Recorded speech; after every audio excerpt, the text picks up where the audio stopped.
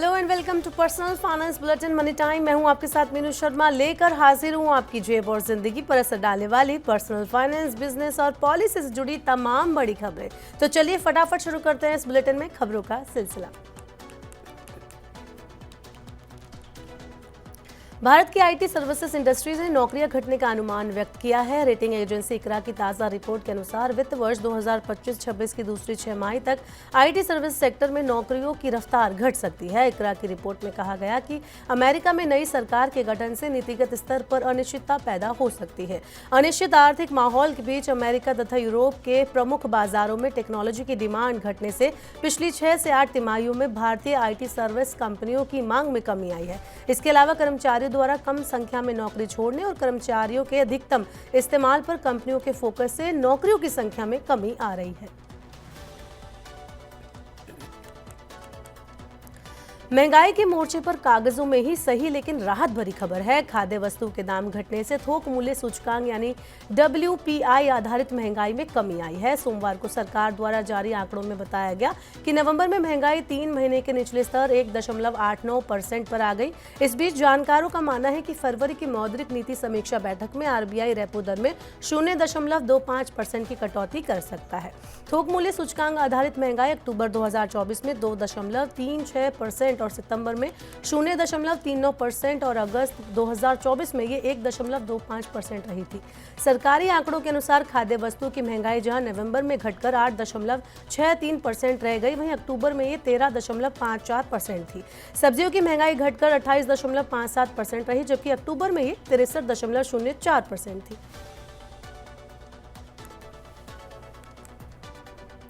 अगली खबर आईपीओ बाजार से है। निवेश banking company DAM capital advisors का आईपीओ 19 दिसंबर को खुलने जा रहा है। कंपनी ने आईपीओ के लिए 269 से 283 रुपए प्रति शेयर का मूल्य दायरा तय किया है। आईपीओ 23 दिसंबर को बंद होगा। इश्यू खुलने के एक दिन पहले बुधवार को एंकर इन्वेस्टर्स शेयरों के लिए बोली लगा सकेंगे। आईपीओ के तहत 840.25 करोड़ रुपए मूल्य के 2.97 करोड़ इक्विटी शेयरों की बिक्री पेशकश की जा रही है। इसमें कोई नए शेयर जारी नहीं किए जाएंगे। पूरा इशू OFS पर आधारित होने से इससे होने वाली सारी आय कंपनी के बजाय सीधे विक्रेता शेयरधारकों के पास जाएगी। DM कैपिटल का बाजार पूंजीकरण 2000 करोड़ रुपए आंका गया है। भारत में आयात और निर्यात के बीच की खाई और गहरी हो गई है। देश में आयात तेजी से घट रहा है, वहीं निर्यात में जबरदस्त तेजी आई है। देश का वस्तुओं का निर्यात नवंबर सालाना आधार पर 4.85% घटकर 32.11 अरब डॉलर रह गया। पिछले साल की समान अवधि में भारत से 33.75 अरब डॉलर का निर्यात हुआ था। सोमवार को जारी आधिकारिक आंकड़ों के मुताबिक नवंबर महीने में आयात 27% बढ़कर 69.95 अरब डॉलर हो गया, जबकि एक साल पहले इसी महीने में ये 55.06 अरब डॉलर था।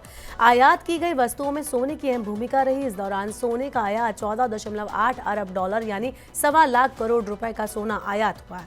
साथ ही अब तक के उच्चतम स्तर पर यह पहुंच गया। इस वजह से देश का व्यापार घाटा यानी आयात और निर्यात के बीच का अंतर बढ़कर 37.84 अरब डॉलर पर पहुंच गया। अगली खबर कारों और बाइक के शौकीन के लिए है। ऑटो एक्सपो का नया एडिशन 17 से 22 जनवरी के बीच आयोजित होने वाला है। नए एडिशन में 34 वाहन विनिर्माता भाग लेंगे, जो 1986 में इस प्रमुख आयोजन की शुरुआत के बाद से अब तक प्रतिभागियों की सबसे बड़ी संख्या होगी। वाहन कंपनियों के संगठन society of Indian automobile manufacturers यानी SIAM नई दिल्ली के भारत मंडपम में भारत मोबिलिटी ग्लोबल एक्सपो 2025 के तहत वाहन प्रदर्शनी के 17वें एडिशन द मोटर शो का आयोजन करेगा। इस आयोजन में भाग लेने वाली वाहन कंपनियों में Tata Motors, Maruti Suzuki, Mahindra and Mahindra, Toyota Kirloskar motor, Hyundai और किया motor India, JSW MG motor और स्कोडा ऑटो, वॉक्सवैगन इंडिया शामिल है। इस प्रदर्शनी में BMW, मर्सिडीज, पोर्श इंडिया और BYD जैसी लग्जरी कार निर्माताओं के साथ ही TVS, Bajaj, hero, Honda, Suzuki और यामाहा जैसी 2 व्हीलर कंपनियां भी शिरकत करेंगी। दिल्ली हवाई अड्डे के साथ एक बड़ी उपलब्धि जुड़ गई है। दिल्ली एयरपोर्ट अब 150 डेस्टिनेशन से जुड़ गया है। दिल्ली हवाई अड्डे का कामकाज देखने वाले दिल्ली अंतर्राष्ट्रीय हवाई अड्डा लिमिटेड यानी डायल ने सोमवार को बताया कि 150 गंतव्यों तक संपर्क मुहैया कराने वाला देश का पहला हवाई अड्डा बन गया है। बयान के अनुसार रविवार को थाई एयर एशिया एक्स ने दिल्ली और बैंकॉक डॉन मुआंग के बीच सीधी उड़ानें शुरू की, जो दिल्ली हवाई अड्डे से जुड़ा 150वां डेस्टिनेशन है। भारत से लंबी दूरी के सभी डेस्टिनेशन में से 88% डेस्टिनेशन दिल्ली से जुड़े हैं और भारत से प्रस्थान करने वाली लंबी दूरी की सभी साप्ताहिक उड़ानों में से 56% दिल्ली से रवाना होती हैं। डायल के अनुसार भारत से लंबी दूरी की यात्रा करने वाले कुल यात्रियों में से 42% दिल्ली हवाई अड्डे से ही यात्रा करते हैं। अब अगली खबर पड़ोसी मुल्क पाकिस्तान से है। पाकिस्तान के केंद्रीय बैंक ने सोमवार को प्रमुख नीतिगत दर में 2% की कटौती कर इसे 15% से घटाकर 13% कर दिया। स्टेट बैंक ऑफ पाकिस्तान ने कहा कि नई दरें कल यानी 17 दिसंबर 2024 से प्रभावी होगी। स्टेट बैंक ऑफ पाकिस्तान ने कहा कि खाने पीने की महंगाई में लगातार गिरावट के साथ ही नवंबर 2023 में गैस शुल्क में वृद्धि के असर को चरणबद्ध तरीके से खत्म करने के इस फैसले को लेने में मदद मिली। एसबीपी ने कहा है कि कोर इन्फ्लेशन अभी भी 9.7% पर स्थिर है। समिति ने यह भी कहा कि वैश्विक कीमतें आमतौर पर अनुकूल बनी हुई हैं, जिसका घरेलू मुद्रास्फीति और आयात बिल पर सकारात्मक प्रभाव पड़ा है। देश की सबसे बड़ी सरकारी बीमा कंपनी भारतीय जीवन बीमा निगम यानी एलआईसी की ओर से एक चौंका देने वाला खुलासा हुआ है।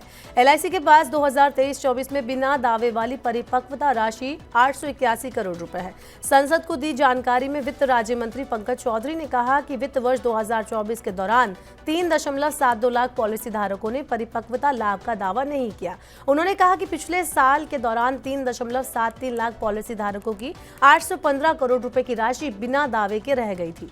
उन्होंने कहा कि 2023-24 के दौरान 14 लाख रुपए के 10 मृत्यु दावे बिना दावे के रह गए। सांसद ने यह भी बताया कि इस बिना दावे वाले बकाया दावों को कम करने के लिए एलआईसी ने पॉलिसी धारकों को उनकी बकाया राशि का दावा करने के लिए रेडियो जिंगल्स के अलावा प्रिंट मीडिया और डिजिटल मीडिया विज्ञापन सहित कई उपाय किए हैं। दुनिया भर के बाजारों में कमजोरी के बीच भारतीय शेयर बाजार आज गिरावट के साथ बंद हुए। आज के कारोबार में बीएसई सेंसेक्स 384 अंक से ज्यादा टूट गया और 81,748 पर बंद हुआ। कारोबार के दौरान ये 581.84 अंक तक लुढ़क गया था। नेशनल स्टॉक एक्सचेंज का निफ्टी भी 100 अंक टूट गया और 24,668.25 अंक पर बंद हुआ। कारोबारियों के अनुसार अमेरिकी केंद्रीय बैंक फेडरल रिजर्व इस सप्ताह नीतिगत दर पर निर्णय लेगा। इसको देखते हुए निवेशकों ने सतर्क रुख अपनाया है, जिससे वैश्विक बाजार में नरमी रही। इसका असर घरेलू बाजार पर भी पड़ा। सेंसेक्स के 30 शेयरों में से Titan, Adani ports, UltraTech cement, Tata consultancy services, NTPC, Bharti Airtel, Tech Mahindra, Infosys, Hindustan Unilever और जेएसडब्ल्यू स्टील प्रमुख रूप से नुकसान में रहे। दूसरी तरफ लाभ में रहने वाले शेयरों में IndusInd bank, Bajaj finance, power grid, Mahindra and Mahindra और एक्सिस बैंक शामिल है। एशिया के अन्य बाजारों में दक्षिण कोरिया का कॉस्पी, जापान का निक्केई, चीन का शंघाई कॉम्पोजिट और हांगकांग का हैंग सेंग गिरकर बंद हुए। भारतीय रुपए की गिरावट फिलहाल थमती नजर नहीं आ रही। शेयर बाजार में सुस्त कारोबार के बीच सोमवार को अमेरिकी डॉलर के मुकाबले रुपया 9 पैसे गिर गया और 84.89 रुपए के सर्वकालिक निचले स्तर पर बंद हुआ। विदेशी मुद्रा कारोबारियों के अनुसार कमजोर घरेलू बाजारों और अमेरिकी बॉन्ड यील्ड में बढ़ोतरी के कारण भारतीय रुपए में गिरावट आई। हालांकि अमेरिकी डॉलर की कमजोरी ने इस गिरावट को कुछ हद तक सपोर्ट किया। आज के कारोबार में रुपया 84.83 पर खुला और कारोबार के अंत में ये डॉलर के मुकाबले 9 पैसे गिरकर 84.89 पर बंद हुआ। इससे पहले रुपया शुक्रवार को अपने सर्वकालिक निचले स्तर से उबरकर 8 पैसे की बढ़त के साथ 84.80 प्रति डॉलर पर बंद हुआ था। रुपए का पिछला सर्वकालिक निचला स्तर 12 दिसंबर को दर्ज किया गया था। तब ये डॉलर के मुकाबले 84.88 पर बंद हुआ था। रुपए में इस गिरावट का असर इलेक्ट्रॉनिक सामानों, कच्चे तेल, दाल, सोने की कीमतों पर दिखाई दे सकता है। भारत इन सभी चीजों का बड़े पैमाने पर आयात करता है। तो फिलहाल के लिए इतना ही। ये थी मनी टाइम में आज की तमाम बड़ी खबरें। अब वक्त हो गया आपसे विदा लेने का। अब आपसे होगी कल मुलाकात। पर्सनल फाइनेंस से जुड़ी खबरों को पढ़ने, सुनने, उनसे जुड़े खास कार्यक्रमों को देखने के लिए आप मनी 9 के यूट्यूब चैनल को जरूर सब्सक्राइब कर लें। साथ ही आज का हमारा मनी टाइम आपको कैसा लगा, नीचे कमेंट बॉक्स में अपना फीडबैक हमें देना ना भूलें। फिलहाल के लिए इस बुलेटिन में इतना ही। बने रहिए मनी 9 के साथ। नमस्कार, शुभ रात्रि।